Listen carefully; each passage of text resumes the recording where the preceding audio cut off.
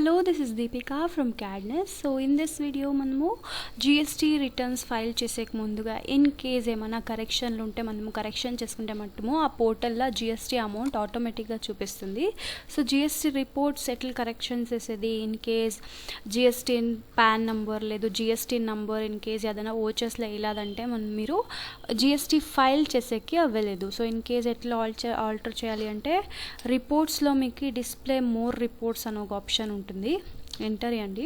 Here we have under statutory మీకు GST reports అనే ఒక ఆప్షన్ ఉంటుంది. అండర్ స్టాచ్యుటరీ GST రిపోర్ట్స్ అనేసి ఎంటర్. సో ఇక్కడ GST రిటర్న్స్ 2 లేకపోతే మీరు B2B ఇన్వాయిసెస్ నేను చేసినది sales and purchases under business to business. So business to business invoices ఉంటుంది. ఎంటర్. సో ఇక్కడ మీరు ఫస్ట్ చూడాలి ఎంత సేల్ చేసినారు, ఏం పర్చేజ్ అయింది అనేసి. ఇది పర్చేజెస్. టోటల్ ట్యాక్సబుల్ అమౌంట్ వచ్చేసి 2,20,000. ITC available. First central tax amount వచ్చేసి 19,800. సో ఐటీసీ అంటే input tax credit available for central tax is 19,800. So మీరు పర్చేస్ చేసింటారు, మీకు ఐటీసీ ఎలిజిబుల్ ఉంటారు. ఇన్ కేస్ సేల్స్ చేసేటప్పుడు మీరు యూజ్ చేసుకోవచ్చు మీ అమౌంట్. సో ఇది ఐటీసీ అవైలబుల్ ఇక్కడ చూడాలి.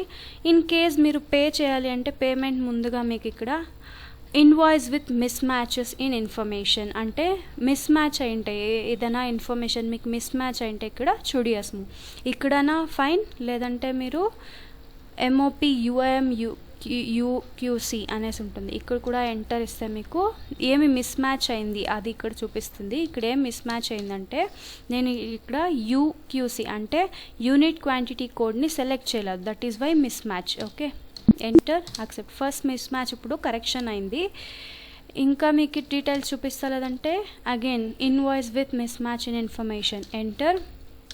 ఎంటర్ ఇస్తే ఇక్కడ మీరు ఏమి మిస్ మ్యాచ్ అయింది అంటే correction will be effective from the period for all the vouchers with this GST number and party. So ఇక్కడ పార్టీ నేమ్ ఇచ్చినాము సూరజ్ది.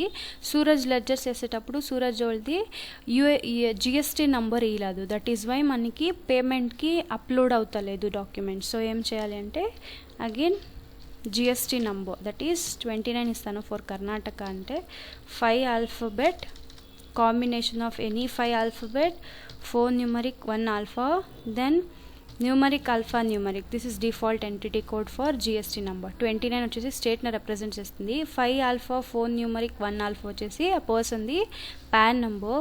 న్యూమరిక్ ఆల్ఫా న్యూమరిక్ వచ్చేసి default entity code provided by central government. So ఇప్పుడు GST number fill చేసినారు కదా, fill చేసినప్పుడు మీకు information miss match అనేది ఏముంటుంది అది ఎరేజ్ అవుతుంది. In case of correct GST number ఇస్తే మీకు table wise details and then ఎంత ఐటీసీ అవైలబుల్ ఉంది, ఎట్లా పే చేసాము, ఈ డీటెయిల్స్ అన్నీ మీకు తెలియాలి అంటే మీరు ఇక్కడ ಯಾವುದೇ మిస్ మ్యాచ్ ఏమీ ఒకే ఒక మిస్ మ్యాచ్ కూడా ఉండకూడదు. ఇక్కడ 0 ఉండాలి. 0 ఉంటే మట్టుము మీకు పే చేసేకి అవుతుంది. ఇప్పుడు మీరు B2B ఇన్వాయిసెస్లో ఎంత ట్యాక్సబుల్ వాల్యూ ఉంది, ఎంత ప్రొవైడ్ చేయాలి, పే చేయాలి, అన్ని డీటెయిల్స్ ఇక్కడ మీకు చూపిస్తుంది. Okay, for more details do subscribe our Cadness YouTube channel and press bell icon for notification. Thank you.